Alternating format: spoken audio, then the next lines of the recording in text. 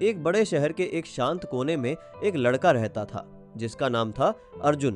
पहली नजर में उसे देखकर कोई भी यही कहता कि वह एक आम इंसान है, एक साधारण कर्मचारी जो रोज सुबह उठकर अपनी नौकरी पर जाता है और शाम को थका हुआ घर लौट आता है।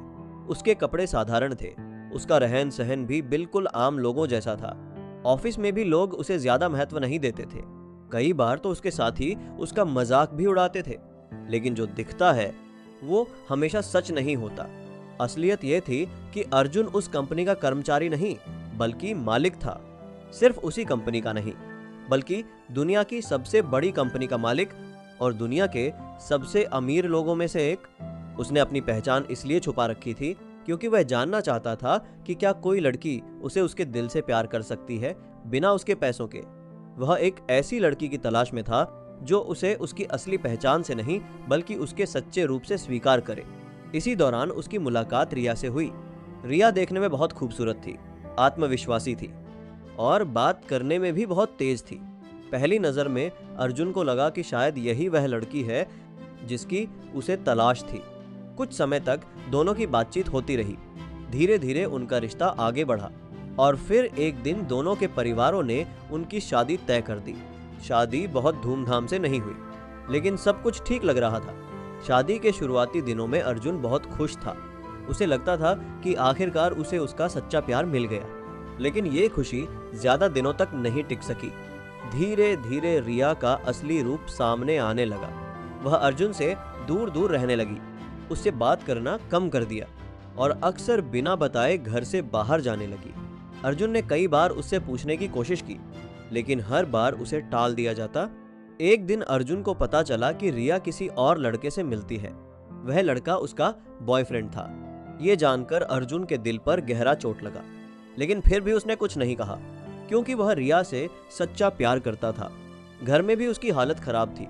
रिया की माँ उसे हर समय ताने देती, तुम जैसे लोग हमारी बेटी के लायक नहीं होते, हम तुम्हें अपने घर में रख रहे हैं, यही बहुत है। अर्जुन चुपचाप सब सहता रहा। वह सुबह से लेकर रात तक घर का सारा काम करता और बदले में उसे सिर्फ अपमान मिलता। एक दिन हद तब पार हो गई। रिया अपने बॉयफ्रेंड को घर लेकर आई। वह लड़का सोफे पर बैठा था और अर्जुन उसके सामने खड़ा था। वह हंसते हुए बोला, तो ये है तुम्हारा पति, ये तो किसी काम का नहीं लगता।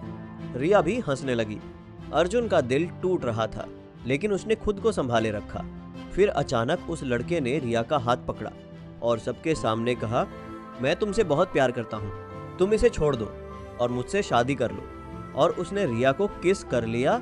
ये देखकर अर्जुन खुद को रोक नहीं पाया।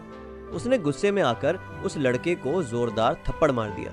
कमरे में सन्नाटा छा गया लेकिन अगले ही पल रिया ने अर्जुन को थप्पड़ मार दिया। तुम्हारी हिम्मत कैसे हुई मेरे होने वाले पति को हाथ लगाने की, तुम्हारी औकात क्या है। ये शब्द अर्जुन के दिल में तीर की तरह लगे। फिर रिया ने तलाक के कागज उसके सामने रख दिए। मुझे अभी तलाक चाहिए, मैं तुम्हारे साथ एक पल भी नहीं रहना चाहती। अर्जुन की आंखों में आंसू आ गए। उसने आखिरी बार कहा, मैं तुमसे बहुत प्यार करता हूँ, प्लीज मुझे मत छोड़ो। लेकिन रिया ने ठंडे दिल से जवाब दिया, प्यार, वो भी तुमसे? कभी नहीं। असल में यह शादी सिर्फ एक सौदा थी।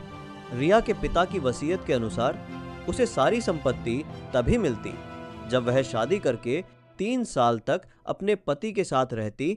अब वो 3 साल पूरे हो चुके थे और सारी जायदाद उसके नाम हो गई थी। अब उसे अर्जुन की कोई जरूरत नहीं थी।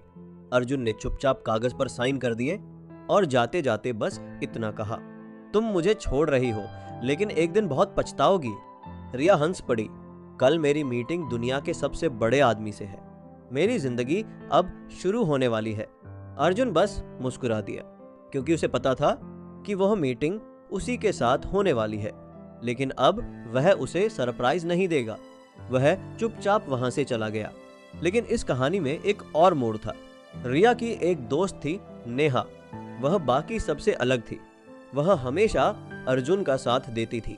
जब भी रिया उसे अपमानित करती, नेहा उसके खिलाफ खड़ी हो जाती।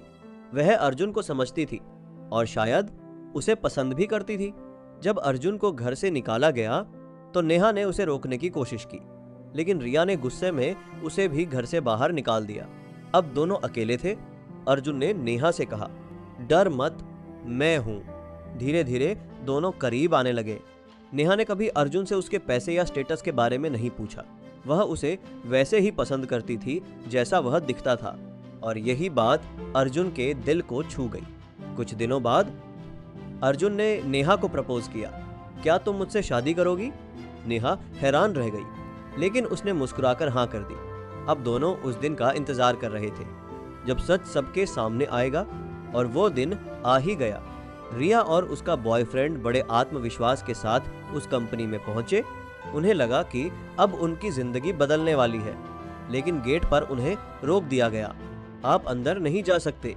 उन्होंने गुस्से में अंदर घुसने की कोशिश की, और जैसे ही अंदर पहुंचे उनकी दुनिया ही बदल गई। अर्जुन चेयरमैन की कुर्सी पर बैठा था। उसके सामने पूरा स्टाफ खड़ा था, और उसके पास नेहा खड़ी थी। रिया की आंखें फटी की फटी रह गई। ये कैसे हो सकता है? वह चिल्लाई, गार्ड, इन्हें बाहर निकालो। लेकिन गार्ड ने उल्टा उसे ही थप्पड़ मार दिया। ये हमारे मालिक हैं। रिया और उसका बॉयफ्रेंड सन्न रह गए। उन्हें विश्वास ही नहीं हो रहा था। तभी उस लड़के ने अपने पिता को फोन किया। कुछ ही देर में उसका पिता वहां पहुंचा, और अर्जुन को देखते ही उसके पैरों में गिर गया। सर, मुझे माफ कर दीजिए, उसने अपने बेटे को थप्पड़ मारते हुए कहा। ये ही दुनिया के सबसे बड़े आदमी हैं। ये सुनकर रिया के पैरों तले जमीन खिसक गई। वह रोते हुए अर्जुन के पैरों में गिर गई।